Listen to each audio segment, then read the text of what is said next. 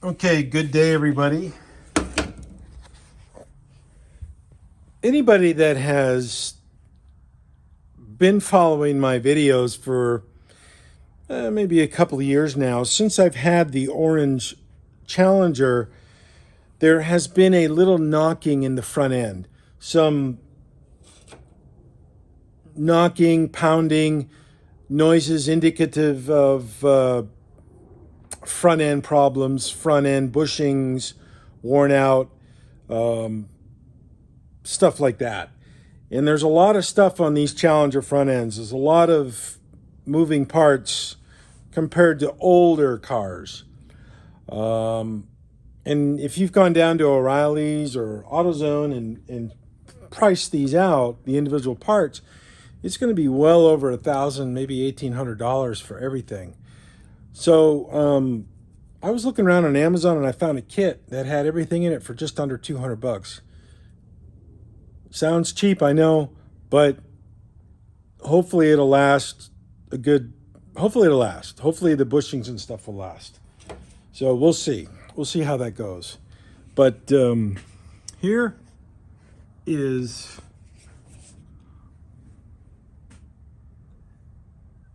this side without most of the components have been removed. And the other side, all the components are still on. I haven't taken them off yet.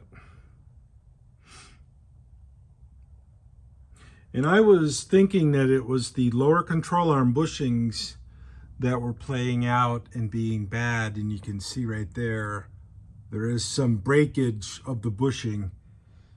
That's just what it felt like. And also the sway arm bushings, I was able to get some new ones. You can see the tie rod ends right there. You know, it's just junk. The boot's all ripped up. So let me show you the kit.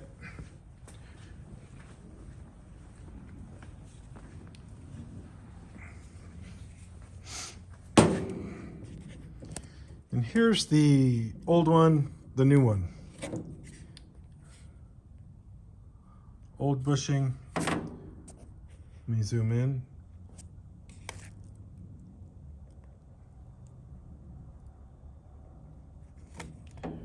Wonder if you can even see it move.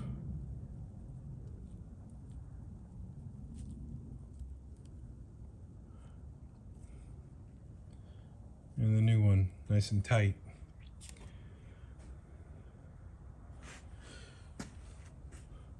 And it's cheaper, folks, to buy the whole new arm with the bushing in it than it is to just buy the bushings itself.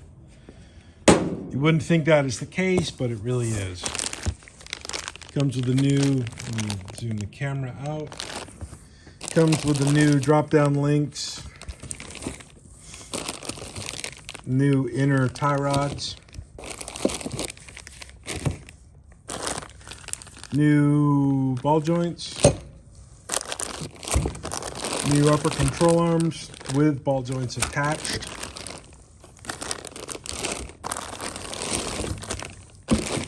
And the boots for the power steering rack. And the front lower control arms.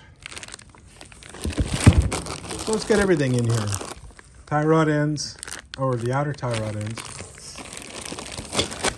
Now a week ago, let me tell you, just to be fair and honest, a week ago I bought this same kit, but I made a mistake and I ordered for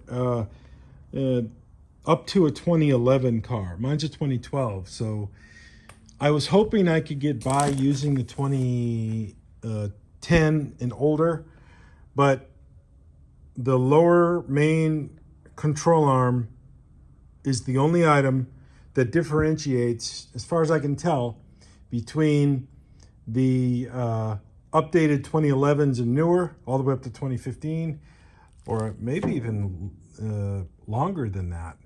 But the 2010 and older, the lower control arm has got a different shape to it. I matched them up and they do not work. So I just took my whole entire kit, that kit that I bought, the incorrect one, instead of sending it back, I gave it to Wayne. Wayne's the guy that's helped me a great deal with the transmission on my truck and many different Mopar, Chrysler, Dodge related items, so I gave it to him. He was very appreciative because he has a 2009 or 2010 SRT8 Challenger that he needs all those parts on. So there that is. So let's zoom in and talk about the Chevy cab. I want to know if any of you smart folks out there has ever taken these A-pillar upper outer panels off. And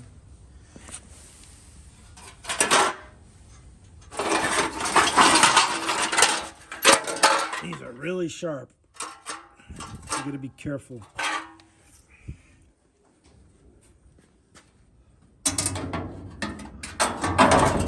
Because the rod on these things is legendary.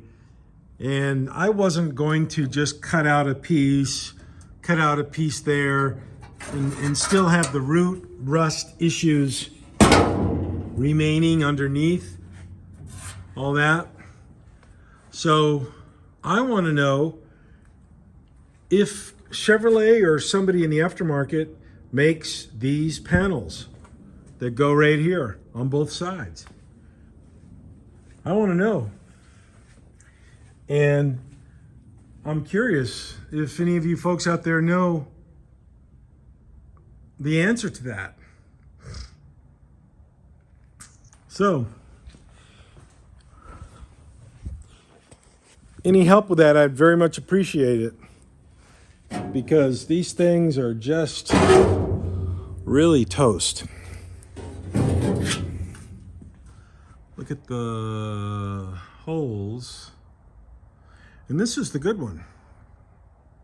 This one right here is the good one. The other side, the driver's side, is much, much worse. I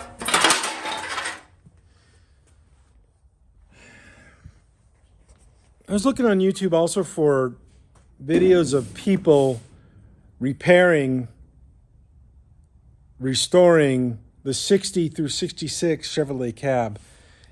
And there's really not much. There is some videos of guys doing things that I wouldn't do. Welding with their shorts on. That's just a no-go at my in my world. That's just a no-go, folks. So I've been looking for videos to compare what they're doing with what I need to do here on mine, on this cab. Been looking for it, but it's very difficult to find. So I will just create the content. I will just create the material that y'all can watch and look and see and review and hopefully enjoy.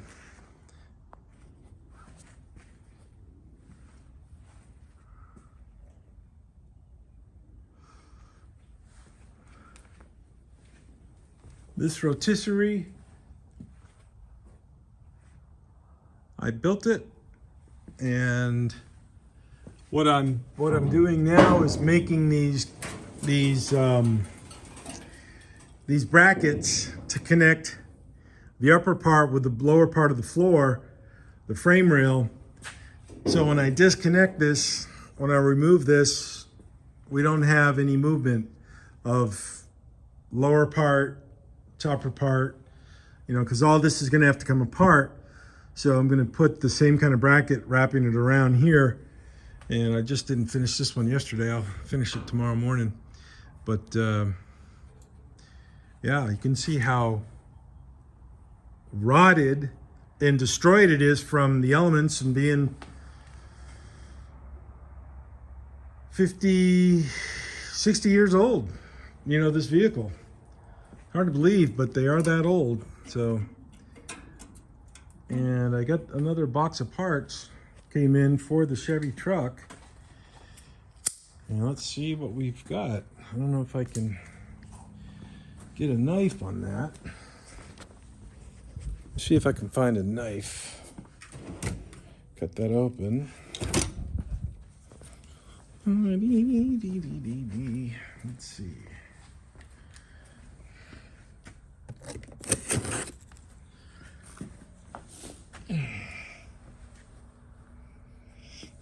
The shoe came undone.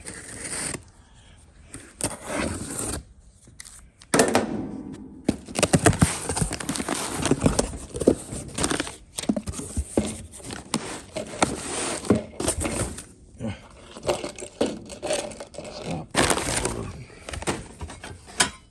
Okay, here's the that is that kick panel and the cap corners. These are a little bit smaller than the other cap corners. Oh, these don't go that far. Ooh, they do not go that far at all. The other truck I did, the cap corners were much better. They went much further along. Look at that. Oof, we gotta get some more. Yeah, these cap corners really suck. Damn. Shoot. I got them from the same place, too. Kevin's truck, I got the cap corners from the same place. Classic Chevy. Wow. Not good, not good. Guys, we gotta have better product than this.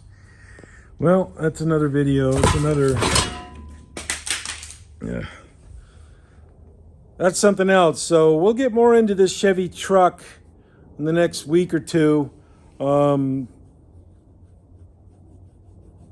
You know, showing the deep surgery on that, and also I'll do a video on the Challenger here, getting all that new suspension stuff on. Okay, see ya. Bye bye. Be good. Have a good day. Cheers.